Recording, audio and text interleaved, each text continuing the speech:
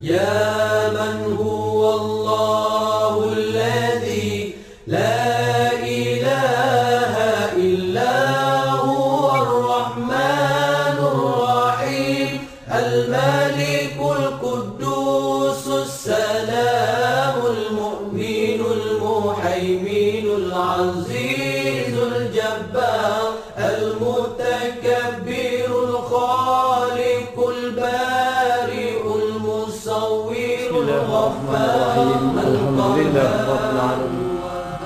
Wassalatu wassalamu ala ashrafil anbiya'i wal mursalin wa ala alihi wa sahbihi ajma'in. Subhanaka la ilma lana illa ma 'allamtana innaka antal alimul hakim. Rabbi shrah li sadri wa yassir li amri wa hlul 'uqdatam min lisani yafqahu qawli. Pemberian izin semenjak zaman Rasulullah SAW sampailah sekarang, izin talqin dan janji ini berpindah daripada rijal kepada rijal, daripada seorang lelaki kepada seorang lelaki. Rijal inilah jamak daripada rajulun. Rajulun seorang lelaki, rijalun lelaki-lelaki. Daripada lelaki-lelaki kepada lelaki-lelaki yang lain, sehinggalah sampai kepada kita secara jelas, tanpa diragui, bersambung serta sanadnya tercatat. Jadi pemberian izin dalam bab tasawuf, yang dimaksudkan izin di sini adalah izin talaqi, izin talqin zikir sebagai contoh.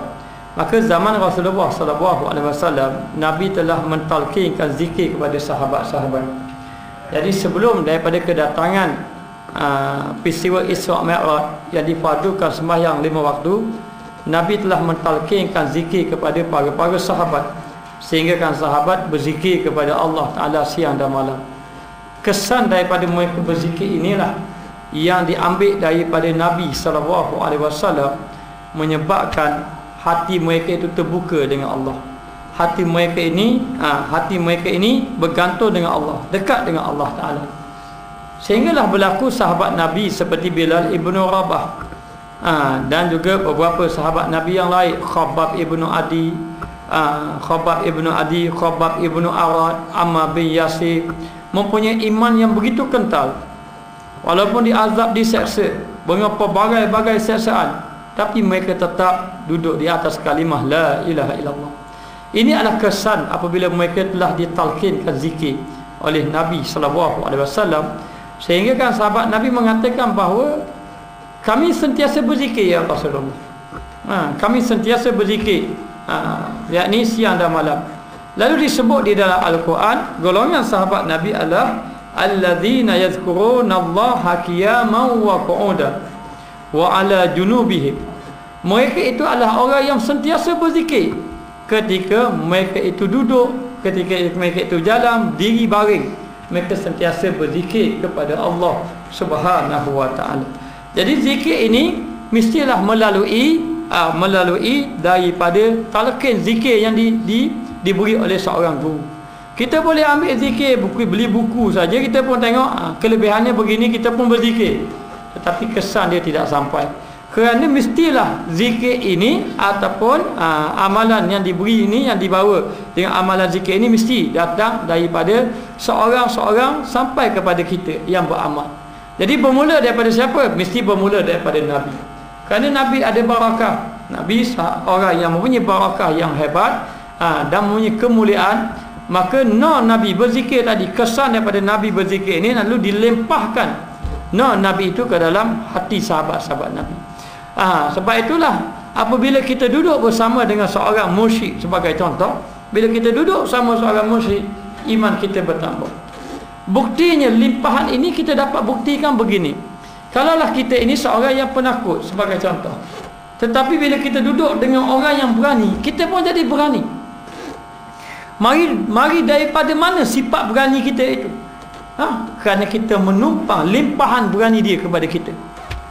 Maka apa yang ada pada Nabi ini, Nabi, iman Nabi yang begitu kuat, lalulah bersama dengan sahabat, lalulah berlaku limpahan iman, menyebabkan orang yang duduk bersama Nabi itu menjadi orang yang kuat imannya.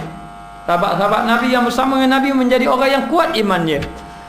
Makalah di antaranya lagi, di samping itu Nabi yang mempunyai limpahan iman yang kuat, barakah yang tinggi, kemuliaan yang begitu hebat, maka nur yang ada pada Nabi ini maka diberi kepada sahabat Nabi. Pemberian itu melalui apa? Pemberian itu melalui talqin. Ditalqin, keizinan. Lalu Nabi pun membaiat ataupun memberi izin kepada sahabat Nabi. Sahabat Nabi pun terima daripada Nabi, lalu dia beramal. Sebab itulah kalau kita nak beramal zikir, mesti kena ambil daripada guru, keizinan guru. Kamu berzikir apa? Apa yang kita zikir? Macam-macam bentuk zikir yang boleh zikir. Ambil daripada mana? Daripada guru kita. Guru kita daripada mana? Daripada guru dia. Sampai kepada guru mursyid. Maka nak beritahu, sanad ini, talqin zikir ini berpindah daripada Nabi kepada sahabat Nabi. Daripada sahabat Nabi pergi kepada tabi'in, daripada tabi'in pergi kepada tabi'in. Maka perijazahan zikir tadi, talqin zikir tadi diberi mengikut orang-orang yang kuat rohani dia. Lalu diberi pada sahabat Nabi yang iman dia kuat.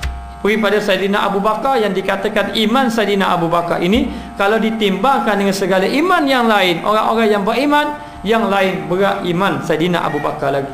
Lalu beri lepas daripada Nabi kepada Abu Bakar, Abu Bakar pada Saidina Umar, Umar pada Saidina Ali. Maka berpindah kepada sahabat-sahabat, pindah pada tabi'in. Perpindahan zikir ini, ijazah ini, talqin ini berpindah daripada rijal, lelaki-lelaki pada lelaki-lelaki yang lain. Maka diberi ijazah ini melalui amalan guru-guru sufi, guru tasawuf, yang mereka itu mengambil daripada ulama-ulama sufi yang dahulu sampai kepada Nabi SAW. Maka demikianlah yang dikatakan berpindah. Maka berpindah itu apa? Berpindah itu limpahan Nabi. Sebagaimana yang saya sebut tadi, seorang yang penakut duduk dengan orang yang berani jadi berani. Mari dua ni sifat berani itu, limpahan berani iaitu. Jadi limpahan Nabi ini, walaupun Nabi sudah wafat, limpahan itu ada kepada sahabat-sahabat Nabi. Lalu sahabat Nabi pun wafat, limpahan itu ada kepada golongan tabi'in. Tabi'in wafat, lalu limpahan itu ada kepada tabi'in. Inilah yang dikatakan rijal-rijal. Maka sampai kepada kita sekarang, kita mengambil zikir daripada orang yang telah mendapat limpahan daripada baginda Rasulullah sallallahu alaihi wasallam. Ini talqin zikir. Maka talqin zikir tidak boleh beri sebarangan, dan kita tidak ada ijazah tidak boleh beri talqin zikir. Ada orang yang boleh, syekh dia memberi bai'ah kepadanya untuk amalan dirinya, maka dia hanya beramal diri dia. Kalau dia nak bawa orang lain pun dia kena minta izin dengan syekh dia. Syekh, saya nak bawa zikir dengan anak-anak buah saya, boleh. Kalau syekh kata saya benarkan awak bawa zikir, maka dibenarkan. Tapi kalau syekh kata kamu tidak dibenarkan lagi memberi ijazah pada orang lain, maka tidak boleh beri ijazah. Tidak boleh lagi hanya membawa zikir saja diikuti oleh. Maka anak murid yang mengikut dia menumpang barakah dia. Dia menumpang barakah guru dia. Guru dia pun menumpang barakah guru dia sampai kepada Nabi sallallahu alaihi wasallam. Inilah yang dikatakan limpahan daripada Nabi sallallahu alaihi wasallam kepada orang-orang yang beramal, amalan zikir dan sebagainya. Maka zikir ini perlukan izin. Izin cara macam mana? Malah ditalqinkan zikir. Bagaimana contoh, seorang guru mengatakan perkataan la ilaha illallah, ikut apa yang saya kata, la ilaha illallah. Kita pun la ilaha illallah, ikut saya, la ilaha illallah, la ilaha illallah. Kita pun zikir ikut macam dia. Bila zikir ikut macam dia, lalu pun dia kata saya mengijazahkan kamu zikir. Amalan zikir la ilaha illallah ini melalui sanad, dia pun beritahu guru dia dan sebagainya. Ini dipanggil ijazah zikir ataupun izin talqin. Diizinkan untuk kita berzikir, dan talqin itu disebut kalimah la ilaha illallah. Baik dikata di sini, orang-orang sufi menamakan bai'ah. Izin itu bai'ah juga. Bai'ah, izin dan juga talqin dengan nama qabdah. Maka dia kata bai'ah, izin dan juga talqin dengan nama qabdah. Qabdah dengan arti kata genggaman. Genggaman bermakna apabila dia ini menerima zikir, talqin zikir, ataupun dia berbai'ah dengan guru dia tadi, ataupun dia minta izin dengan guru dia, bermakna guru dia telah memegang rohani dia. Itu dia panggil qabdah. Qabdah ni genggaman. Maka dia kata dengan nama qabdah. Bila qabdah tadi di sini, maka seolah-olah dia menyerahkan roh dia kepada guru dia untuk mentadbiyah dia. Sebab itu guru-guru yang mursyid, kalaupun kita mentalkin zikir dengan dia, kalau kita tidak berzikir, dia tahu. Walaupun kita ini tidak memberitahu kepada dia, kerana di situ ada sambungan rohani. Maknanya sebab kita telah memberi rohani kita digenggam oleh dia untuk dia mentalbiah kita. Lalu dalam keadaan macam tu, bila kita bai'ah, kita minta izin dengan dia, ataupun dia talqinkan kita berzikir, maka hendaklah kita berzikir. Dan apabila saja seorang itu berbai'ah, bai'ah ini kalau kita ikut dalam hierarki sebagai contoh, bai'ah ini adalah perjanjian kita. Perjanjian kita, kita berjanji dengan pemimpin untuk taat kepada dia. Tetapi dari segi tasawuf, bai'ah ini bermakna perjanjian pengamalan. Bermakna apabila seorang itu bai'ah kepada seorang guru mursyid, bai'ah kepada anak murid dia, tiba-tiba anak murid dia tidak beramalkan zikir yang dia bai'ah, maka dengan sendirinya bai'ah itu terbatal. Bai'ah tadi terbatal. Bila terbatal, maka limpahan rohani guru dia tidak sampai kepada anak murid dia. Dengan sebab dia tidak berzikir, dengan sebab dia tidak sambungkan rohani dia dengan rohani guru dia. Ini perbahasan tasawuf. Maka dia kata di sini, ia diterima oleh seseorang daripada seseorang yang lain. Mesti diterima melalui orang, tidak boleh diterima melalui buku-buku. Kita baca buku lalu kita tengok kelebihan dia macam ni, macam ni. Kita pun beramal nak cari kelebihan yang macam tu. Maka inilah yang zikir yang macam ini tidak dapat membentuk hatinya. Kedua-dua belah pihak menggenggam tangan antara satu sama lain. Ni zikir. Kadang-kadang kita bila membahaskan mengenai amalan ini, kita merasa agak ajaib, agak pelik. Sebab tu kata guru saya, dia kata, kalaulah ustaz membai'ah, saya membai'ah kepada ustaz amalan zikir, dan ustaz beramal dengan apa yang ustaz amalkan dia, nanti akan berlaku perpindahan daripada hati ke hati. Ilmu saya yang diletakkan di dalam hati ini berpindah kepada ustaz. Jadi kadang-kadang melalui bai'ah saja terbuka itu. Melalui bai'ah. Dia melalui macam mana? Kadang-kadang melalui kita berjabat tangan dia bai'ah dengan kita melalui jabat tangan. Lalu bila kita berbai'ah dengan dia melalui jabat tangan, tiba-tiba berlaku perubahan pada diri kita. Kata guru saya, sahabat Nabi, malam ini je bai'ah dengan Nabi. Dia suruh Nabi kata la ilaha illallah. Esok dibuka hijab dengan Allah Ta'ala. Terus fana dengan Allah. Terus mempertahankan kalimah Allah. Jadi kita kadang-kadang terfikir, bagaimana seorang yang seperti Bilal ibn Rabah, yang dahulunya seorang hamba yang bekerja ataupun duduk di bawah Umayyah bin Khalaf, kemudian berjumpa dengan Nabi SAW, berjumpa dengan Nabi pun dalam keadaan sembunyi-sembunyi, bukan melalui kelas belajar tiap-tiap malam, tidak, sembunyi-sembunyi, kerana peristiwa itu berlaku ketika Nabi berdakwah dalam keadaan tersembunyi. Lalu bila Ibn Rabah pergi jumpa Nabi, malam-malam pergi jumpa Nabi, hanya duduk dalam majlis ilmu sekejap saja, tiba-tiba Nabi pun bai'ah kepada sahabat Nabi seperti Bilal Ibn Rabah. Bila dibai'ahkan saja, lihatlah iman Bilal Ibn Rabah. Walaupun dia letak batu di atas dada untuk meninggalkan Islam, sekali-kali Bilal Ibn Rabah mengatakan ahadu ahad. Dia tidak meninggalkan agama Allah, bahkan Allah Ta'ala lah Maha Esa. Jadi amalan ini menyebabkan limpahan rohani guru tadi masuk di dalam rohani anak muridnya. Keimanan yang tinggi pada gurunya akan dimasukkan ke dalam iman anak murid dia. Maknanya kesan daripada bai'ah tadi. Inilah kelebihan. Sehingga kan guru saya kata, sahabat Nabi malam dia bai'ah, besok terbuka lalu hijab dengan Allah Ta'ala. Baru saja duduk dengan Nabi, bila Nabi bai'ahkan dia beramal dengan bai'ah tadi, lalu limpahan Nabi tadi masuk sampai kepada sahabat Nabi. Berlakulah sahabat yang hanya mengenal Allah Ta'ala sahaja, ataupun yang menyerahkan segala jiwa raganya untuk Allah dan juga Rasul. Jadi hari ini kita banyak belajar. Jadi ilmu tasawuf ini ilmu yang membahaskan mengenai dalaman.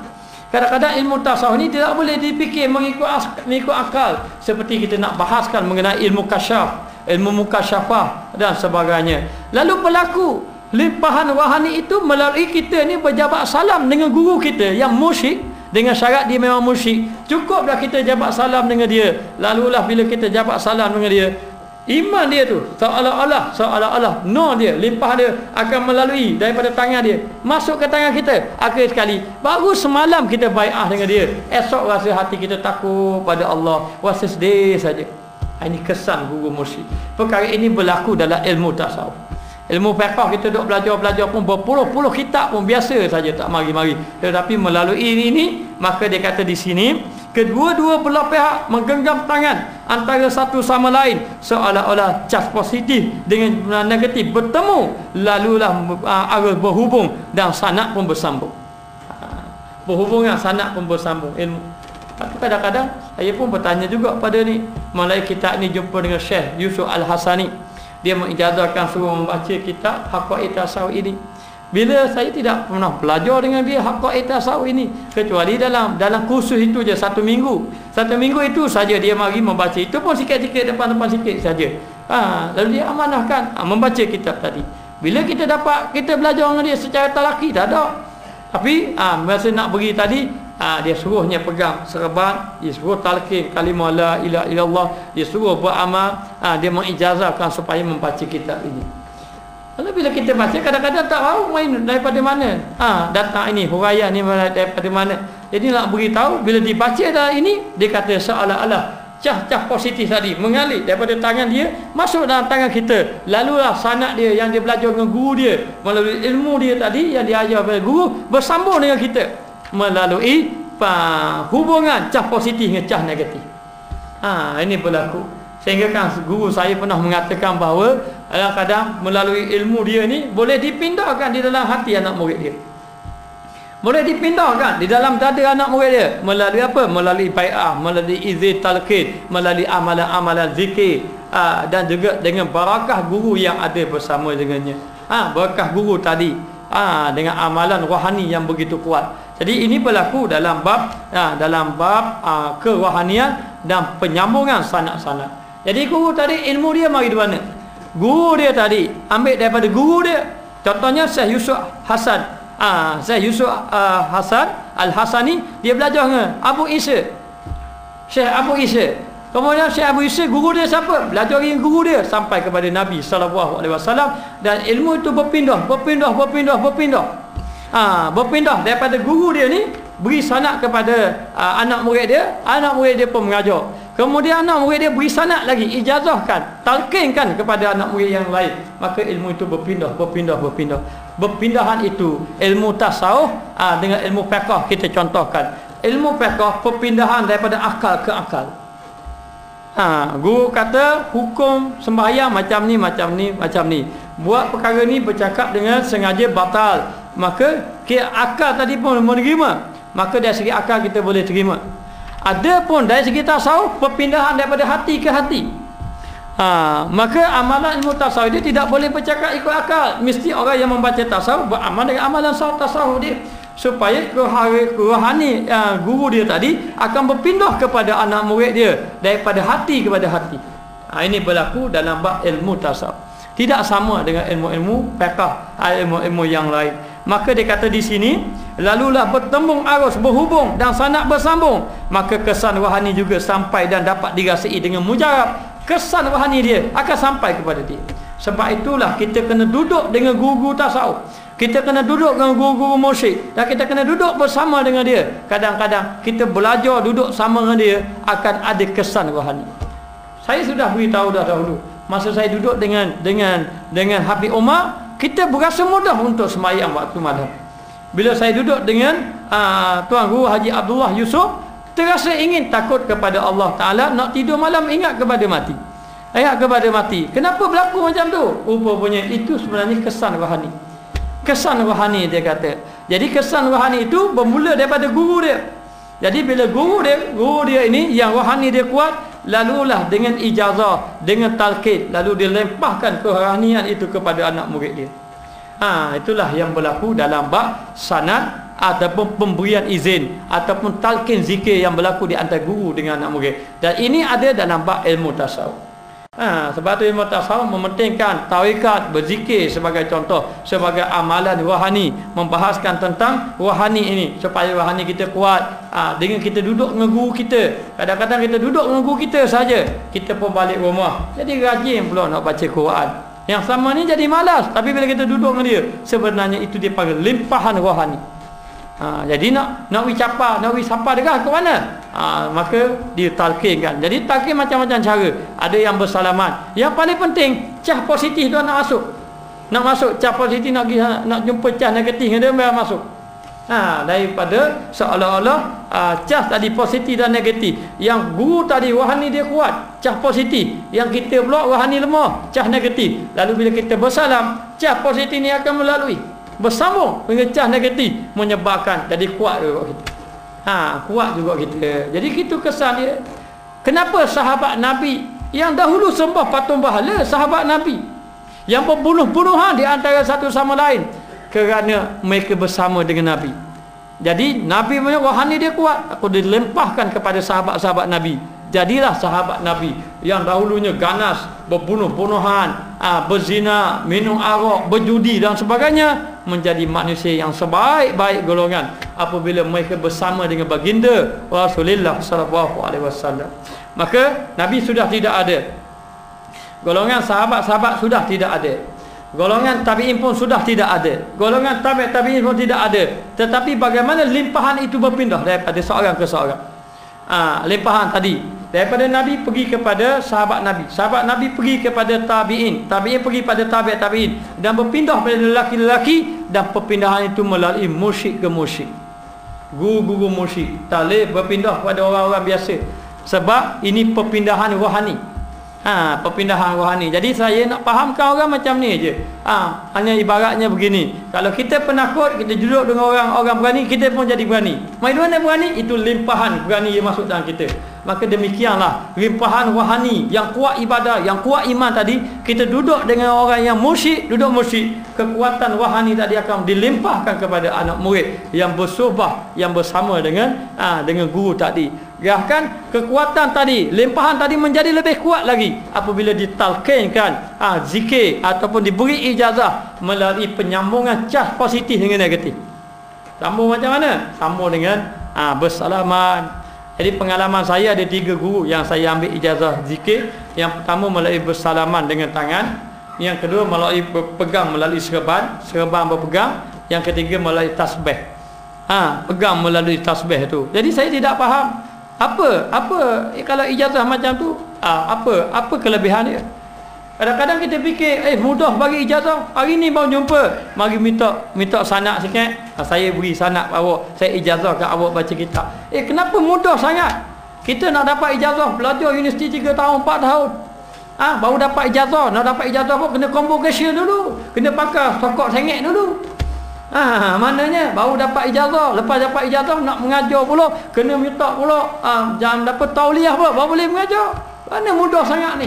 Kita tiba-tiba mari jumpa syekh besar, minta sana, minta ijazah sikit, ajastukum, saya ijazahkan kamu.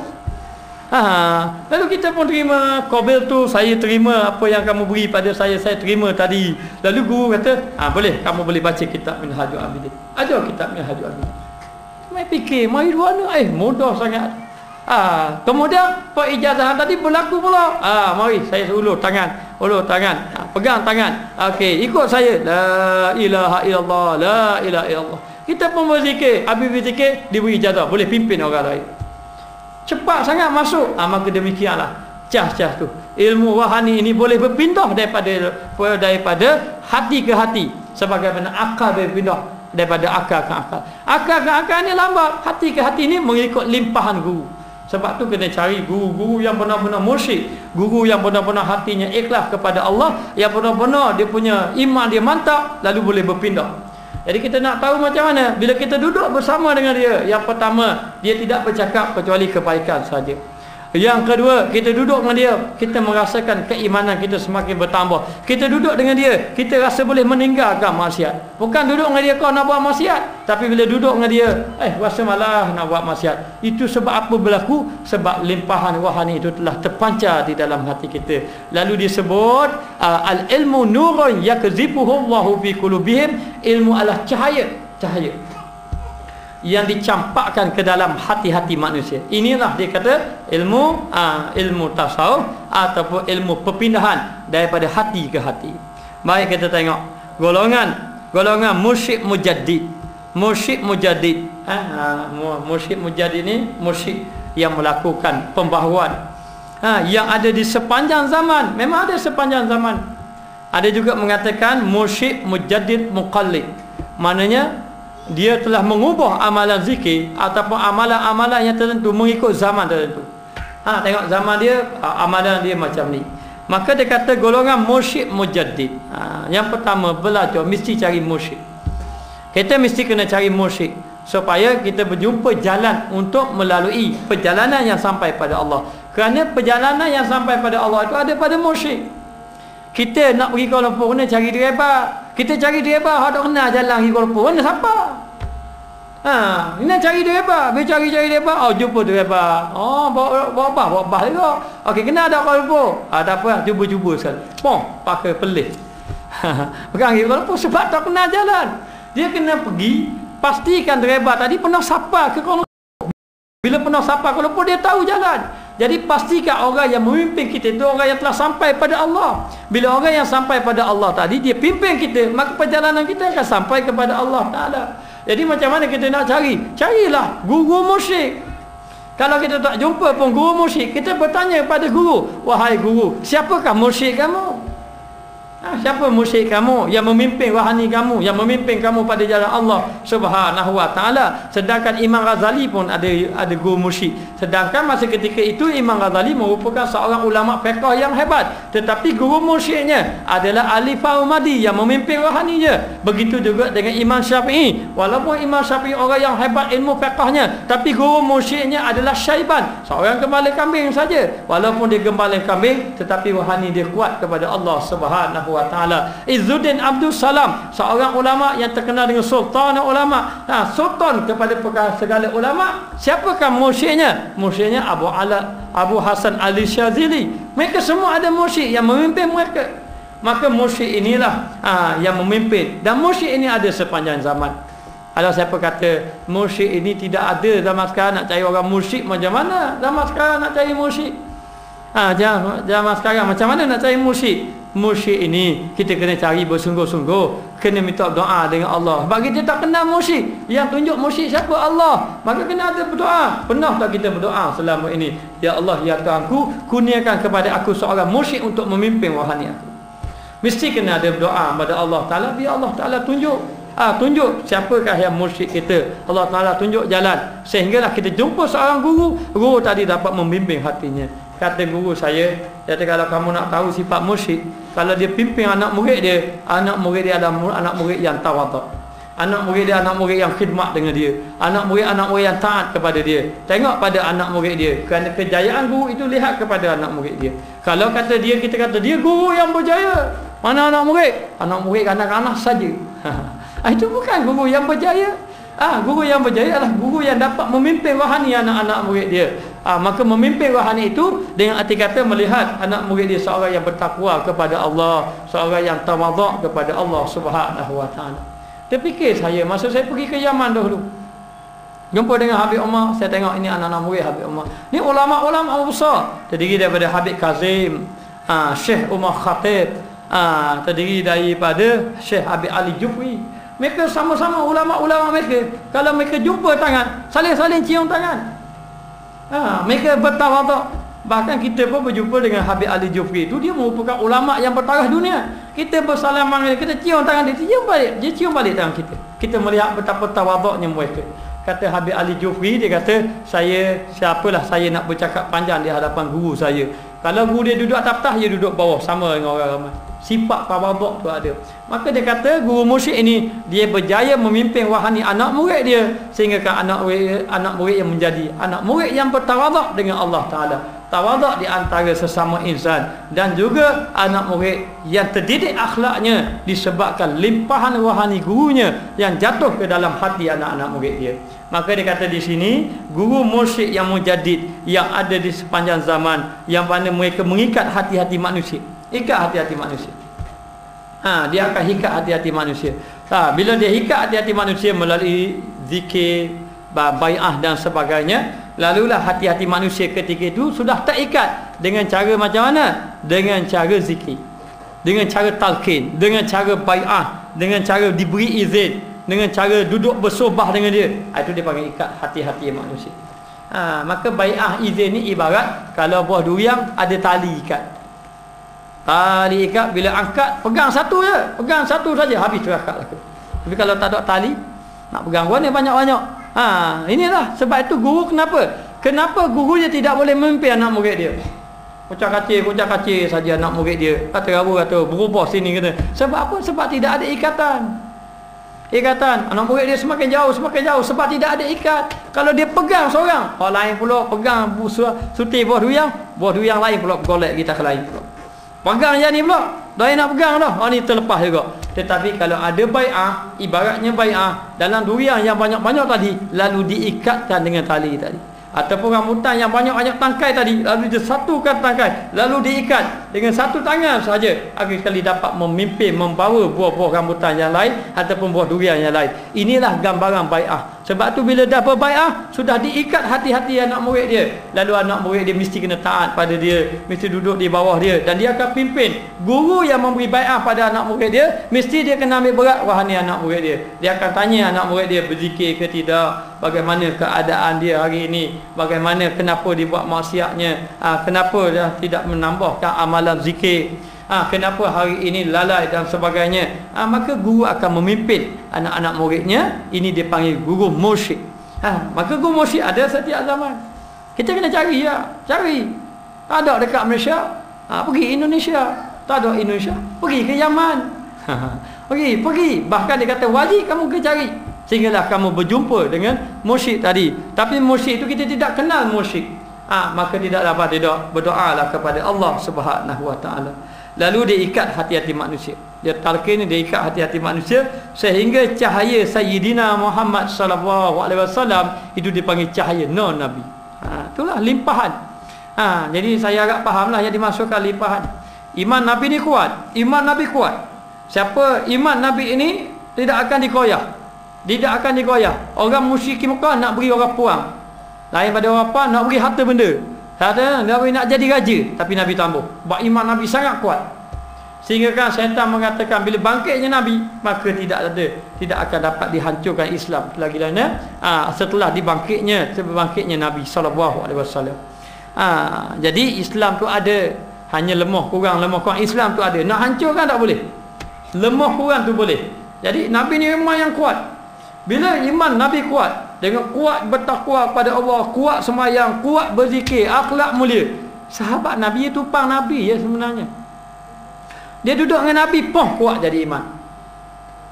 Dia tumpang kuat iman semakin kuat. Maka ini dipanggil no Nabi.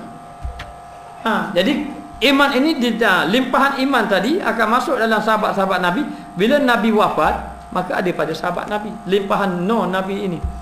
Maka dia kata di sini, mengikat hati-hati manusia sehingga nur Sayyidina Muhammad, cahaya Sayyidina Muhammad sallallahu alaihi wasallam dapat disampaikan. Sampai kita ini, maknanya walaupun kita ini tidak berjauhan dengan Nabi, tapi nur Nabi akan sampai kepada kita. Nur Nabi akan sampai kepada kita. Dengan sebab sampainya nur Nabi ini, kadang-kadang kita rasa suka benda-benda yang agama ni. Duduk majlis zikir rasa seronok je majlis zikir. Tengok maksiat rasa serabut terus saja. Tengok orang main gendang dalam masjid rasa serabut. Tengok TV dia main gitar tak ada apa-apa. Tak ada apa-apa dalam TV. Jadi nak beritahu dalam masjid mana main kompang tak boleh, main gendang tak boleh, memuji-muji Nabi pun tak boleh. Duduk depan TV tu, duduk tengok nyanyi tiap-tiap hari tak apa. Jadi kena faham. Jadi dalam keadaan macam tu, limpahan Nabi ni akan masuk. Jadi cara dia macam mana? Bila dia tengok benda-benda baik rasa gembira. Itu daripada Nabi lah. Benda-benda yang baik rasa gembira. Bila semayang, lepas semayang rasa suka, hati tenang saja. Boleh baca-baca Quran rasa suka. Tak pernah orang menyesal aku baca Quran hari ni. Ada. Sebab benda tu benda baik. Itu limpahan Nabi. Limpahan daripada Nabi belaka tu sebenarnya. Hanya limpahan tu pecah. Kita boleh sikit, tu boleh sikit lagi, tu sikit. Pakai sikit-sikit orang boleh. Limpahan Nabi itu dipanggil no Nabi. No Nabi akan sampai walaupun Nabi sudah wafat. Nabi sudah wafat, maka no Nabi itu akan bergerak daripada seorang lelaki masuk dalam hati-hati manusia. Hati-hati mana? Hati-hati manusia yang soleh. Perkara ini umpama pencawang elektrik. Pencawang elektrik yang terletak di tempat yang jauh daripada penjana dia. Penjana elektrik duduk jauh. Sambung wayar. Ibu duduk sini. Ibu besar ni lemparkan, ngalirkan arus elektrik. Jadi ibu dia pada Nabi. Jadi iman Nabi ni Limpahan iman Nabi ni akan tersebaran pada sahabat Nabi, melalui Abu Bakar, melalui Sayyidina Umar, melalui Sayyidina Osman, melalui Sayyidina Ali, melalui Abdul Rahman Ibn Tabi'. Melimpah lagi limpahan dia tadi. Itu ibaratnya. Maka limpahan itu kita kena cari barakah Nabi. Kita tak ada berkat kita siapa? Tamu ikut Nabi, nak ikut kita sendiri. Tak boleh. Limpahan Nabi itu. Maka dia kata ibaratnya daripada pencawang elektrik tadi, di tempat yang jauh daripada penjana dia, ia mengambil cahaya daripada pusat penjana untuk diagihkan kepada penduduk. Jadi daripada penjana elektrik tadi akan limpahkan cahaya sampai kepada bercahaya. Hanya lampu ni dok nyala. Maknanya orang lain bercahaya. Bercahaya. Kenapa? Kerana telah mengalir arus elektrik tadi. Jadi hanya tidak ada sanak gelap. Contoh ni tak ada sanak, ni ada sanak. Maka siapa mengalir? Mengalir cahaya-cahaya tadi. Itu gambaran dia. Lagi ilmu tasawuf mesti kena ada sanad. Ilmu kena ada sanad. Dan tasawuf tidak boleh ilmu akli, ilmu akal saja, kena ada amalan. Kerana nak limpahkan amalan ini kepada anak murid. Ini akan nak limpahkan kepada anak murid juga. Maka tidak dapat tidak. Dia kata sanad minta izin ataupun talqin itu ibarat cahaya. Nabi itu akan sampai. Jadi asal dia pada Nabi sampai kepada guru mursyid sampai pada kita. Sampai kepada kita. Tapi kalau orang tak jumpa guru mursyid, tak jumpa guru mursyid, tak sampai dia. Tidak ada limpahan, akhlak tidak akan berubah. Dalam hati mereka tidak akan. Sebab apa? Dia tak jumpa sambungan wayar ni, tak jumpa. Sambungan cahaya nak sampai tu dia tak jumpa. Dia tengok ada tiang dia sambung, orang ni tak nyala. Sambung sini ada sambung tak ada. Padahal tak sampai ke penjana ilahi. Tak sampai pada Nabi. Sebab tu amalan zikir, amalan apa-apa pun biar mesti sampai kepada Nabi sallallahu alaihi wasallam. Maka ia mengambil cahaya daripada pusat penjana untuk diagihkan kepada penduduk sekitarnya dalam keadaan kuat dan gagah. Kuat dan gagah. Pencawang elektrik ini bukanlah pusat yang menghasilkan sumber cahaya, tetapi ia hanya berperanan memindahkan dan mengagihkannya. Jadi nak beritahu pencawang dia. Macam pencawang dia contohnya pada guru mursyid. Ibu dia pada Nabi. Maka kita kena cari pencawang dia ni. Cari pada guru-guru mursyid. Yang kita nak ambil Nabi tu biar sampai kepada kita. Dan sampai melalui apa? Melalui sambung wayar. Baru sampai elektrik. Faedah tak sambung. Maka jumpa dah pencawang di sini, ambil wayar kat sambung. Sambung wayar mesti kena orang pandai. Kalau tidak bahan kara orang tu. Bahan kara sambung lebih kurang mati tangan bawah bahan kara. Siapa? Orang yang ada ahli. Mursyid mesti kena ada ahli bahagian ini. Sambung barulah sapa kepada kita. Maka demikianlah kita kena cari guru mursyid. Sebab tu kata guru saya, dia kata kalau orang belajar tasawuf mesti jumpa mursyid. Kalau belajar tasawuf tak jumpa mursyid, ibaratnya sambung wayar tak kena pada cah dia. Tak punya daripada dia punya pencawang dia tu. Mesti kena bersambungan biar cahaya tadi dapat menyebar. Maka dia kata menghasilkan cahaya, tapi ia hanya berperanan memindahkan, mengagihkannya. Jadi guru mursyid pun berkat dia tak ada agak, dia ambil daripada berkat Nabi, dia pindahkan berkat dia ni, Nabi, limpahan Nabi ni pada diri dia. Lepas tu dia pindah pula pada diri kita. Pada diri kita. Maka demikianlah kepentingan minta izin atau bai'ah, sanad dan sebagainya. Oleh kerana jarak yang jauh telah melemahkan arus cahaya yang bersambung dengan penjana. Jauh sangat kita dengan Nabi pun jauh. Limpahan iman Nabi begitu kuat dengan kita tu, tapi memanglah kau kurang. Maka ia memerlukan pencawang yang mengembalikan kekuatan serta keaktifan dia. Maka kita siapa kita ni dak kita kena duduk sama dekat pencawang dia, duduk dekat dengan mursyid. Ini kita dah faham dah dulu, mesti bersuhbah. Mana oleh kerana kita dah lemah jauh, sebab itu mursyid mesti cari mursyid yang duduk dalam dia hampir dengan kita. Kan cari mursyid jauh-jauh susah. Mursyid yang jauh-jauh susah nak memimpin kita. Jadi kena duduk mursyid yang dekat-dekat supaya kita boleh bersamaan. Dan pembelajaran yang kita ambil daripada guru bersanad, kita mendapat ijazah daripada guru yang menyampaikan ilmu pun melalui ilmu yang bersanad. Kemudian ilmu tadi memimpin, guru tadi memimpin wahani kita, dan dia beri bai'ah kepada kita, dia beri amalan zikir kepada kita. Itulah menjadikan kita semakin kuat. Jadi kalau kita ambil zikir, kita duduk rumah zikir seorang, tidak cara jadi cah tadi dah kuat. Ambil zikir duduk pula. Sebab tu cara dia guru tasawuf ini, guru musyrik, kadang-kadang dia buat suluk. Lama sikit nampak anak buah dia bateri dah malas saja. Mari sini cah. Duduk suluk cah bateri pula. Dia kita pakai telefon. Bila kita pakai telefon, kadang-kadang dia ada bateri dia. Ada 3 takak, 2 takak, setakak. Jadi 3 takak tu baru cah penuh sedar je. Tapi bila cah tinggal 1, cakap dengar tak dengar je. Hello. Baru dengar. Sebab dia punya bateri dah weak dah. Kadang-kadang cakap pom putus. Awak cakap belum pom putus. Dia punya lemah dah. Weak dah lemah dah. Dah lemah dah. Jadi tidak dapat didak, kena duduk balik. Cah balik dengan guru tadi. Kena duduk bersobah balik. Kena duduk bersuluk dengan guru. Kena guru pula dekat. Guru akan pimpin dia balik. Jadi tengok pula. Jadi guru tu dia tengok. Oh lama tak berzikir ni. Naik sikit. Mari sini zikir kamu. Tambah 200. Sebab apa tambah? Sebab dia punya bateri kurang kena bateri banyak kan. Cah pula. Zikir 200 pula sehari. Itu peranan guru musyrik. Maka dalam tasawuf mesti kena cari guru musyrik. Kerana kita nak janakan rohani kita supaya rohani kita kuat untuk beramal ibadat kepada Allah Subhanahu wa taala. Maka beginilah seterusnya. Sesungguhnya para musyrik telah memperbaharui kecergasan iman pada zaman mereka. Guru musyrik pun kena memperbaharui iman mereka serta mengembalikan Nur Muhammadi. Nur Muhammad. Ini dibahas mengenai Nur Muhammad. Saya nak fahamkan Nur Muhammad ni, saya letak gini, limpahan iman Nabi. Limpahan Nabi ini, keberkatan Nabi ini. Sehingga kan sahabat Nabi kata, kami duduk zaman Nabi, kalau sahabat Nabi yang penakut, bila dengar khutbah Nabi jadi berani selalu. Itu limpahan Nur Nabi itu. Orang-orang yang kedekut payah nak keluar piti, duduk dengan Nabi, Nabi cakap, limpahan dia, jadi orang habis piti. Ada satu kisah. Jadi Nabi ni dapat hadiah, Nabi panggil orang. Ambil. Nabi dapat hadiah, Nabi panggil orang, ambil hadiah. Mari seorang jumpa Nabi, ya Rasulullah. Saya ini ketua kaum. Saya ini, dia panggil ketua kampung. Saya ini pemimpin dalam di kalangan kaum saya. Jemaah saya pemimpin.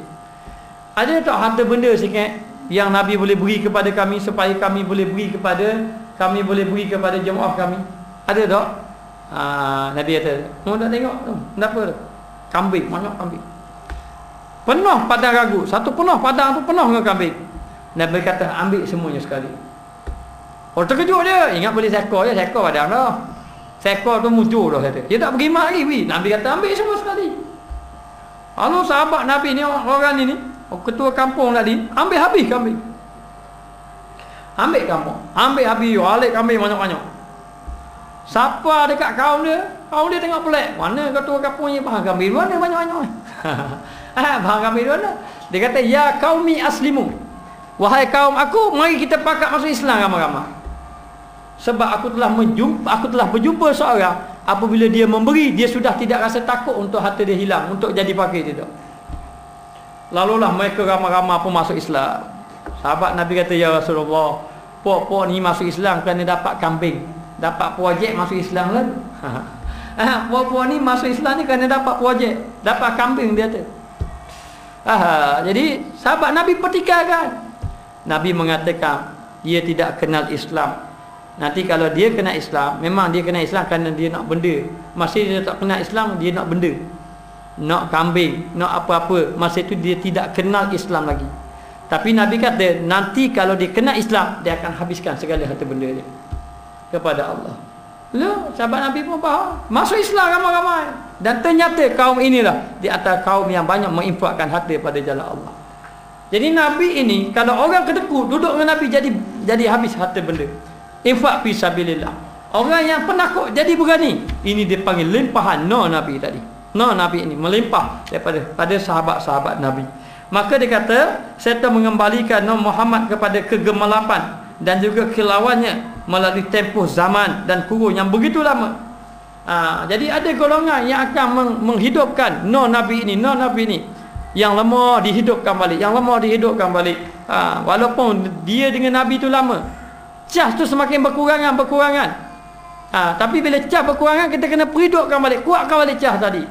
Jadi kena cari apa? Kena cari charger. Kalau handphone ni cari charger dulu. Tak ada bateri cari charger, buat jumpa charger. Cak, tambah lah 5. Tambah penuh cabut pula, tambah lagi dia ulama. Akhir kali lemah jumpa pula ulama cah pula. Jadi dalam keadaan macam tu dia kata daripada tempoh yang begitu jauh dengan Nabi, maka ada orang yang akan menghidupkan dia. Mereka ini telah mengambil ambil cahaya ataupun ambil arus elektrik tadi daripada penjana. Ini adalah pencawang dia panggil. Siapakah pencawang itu? Siapakah yang menghidupkan Nur Muhammad? Yang menghidupkan Nur Muhammad itu, inilah sabda Nabi SAW, al ulama warasatul anbiya. Ulama itu mewarisi Nabi, ataupun ulama itu pewaris Nabi. Pewaris apa? Pewaris non Nabi sebenarnya. Maka hadis ini merujuk kepada ulama sufi.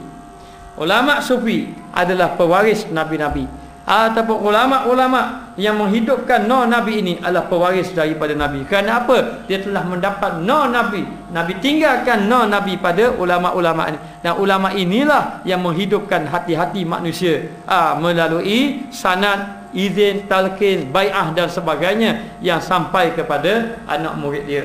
Maka percubaan amali merupakan sebesar-besar dalil yang menunjukkan bahawa berjanji itu membuahkan hasil yang baik serta kesan yang terpuji. Sebagai contoh, kita berjanji dengan seorang. Bila kita berjanji, kita akan bersungguh-sungguh. Maka mestilah kita berbai'ah, minta izin dengan guru ataupun ditalqinkan kalimah la ilaha illallah. Maka dari sini golongan salah berpegang kepada perkara ini, mereka mewariskan kepada orang-orang soleh di kalangan khalaf. Jadi nur Nabi ini hanya boleh diwarisi oleh orang-orang soleh. Guru mursyid mana boleh orang duduk wakaf, duduk nur Nabi dalam hati. Dah jadi. Orang duduk nur Nabi ada dalam hati, lempahan nur Nabi. Siapa selesai duduk wakaf? Mayambang dah boleh. Dia berpindah daripada hati ke hati.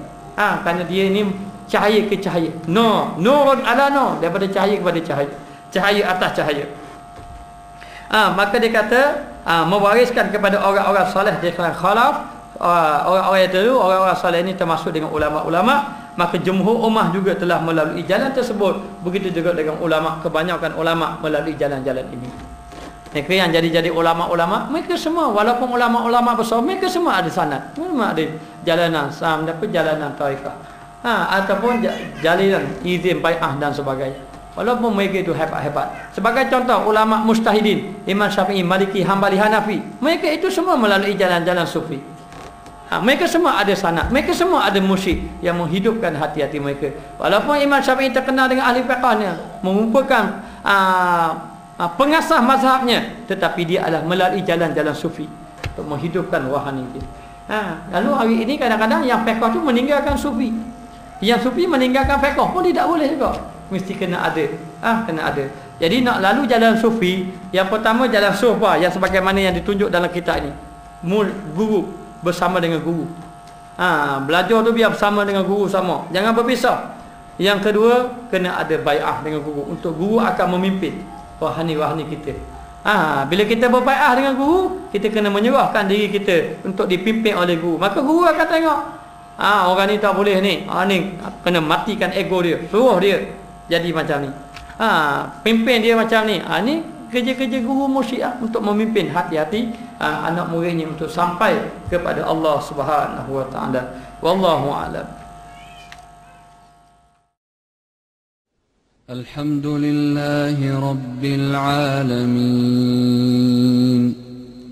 Ar-Rahmanir Rahim. Maliki yaumiddin. إياك نعبد وإياك نستعين اهدنا الصراط المستقيم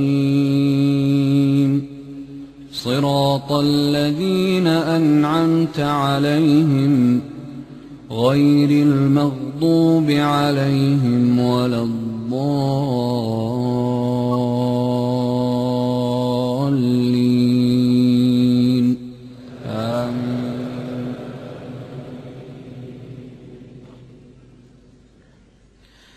عما يتساءلون